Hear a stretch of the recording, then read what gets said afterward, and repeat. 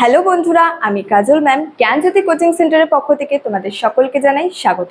আমি তোমাদের ইউনিভার্সিটির আন্ডারে মেজর হিস্ট্রি বিষয়টি সম্পর্কে পড়াবো।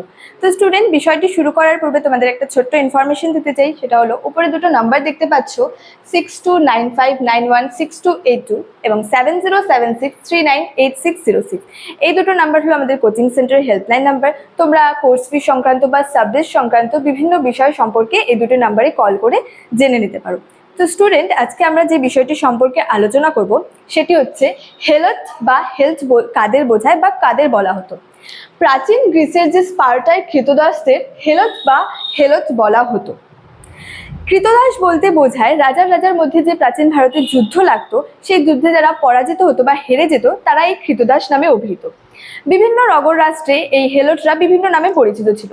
যেমন থেসেলিতে তারা পেনিস্টাই নামে পরিচিত ছিল, সিসিলিতে তারা সাইলিনি নামে পরিচিত ছিল, ক্রিতে তারা ক্ল্যারোচাই নামে পরিচিত ছিল এবং স্পার্টায় হেলথ নামে পরিচিত ছিল।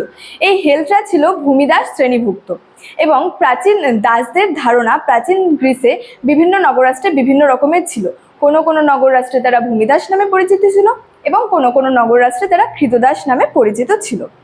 সাধারণত হেলথরা তাদের মালিক কিংবা তাদের প্রভুর জমিতে চাষ করত এবং চাষ করার পূর্বে যে দ্রব্য উৎপাদিত হতো সেই উৎপাদিত দ্রব্যে তারা এক অংশ তারা তার প্রভুকে দিত বা মালিককে দিত এবং বাকি অংশের কিছু নিজেদের জন্য প্রয়োজনের জন্য রাখতো বা নিজেদের ভরণ পোষণের জন্য রাখতো।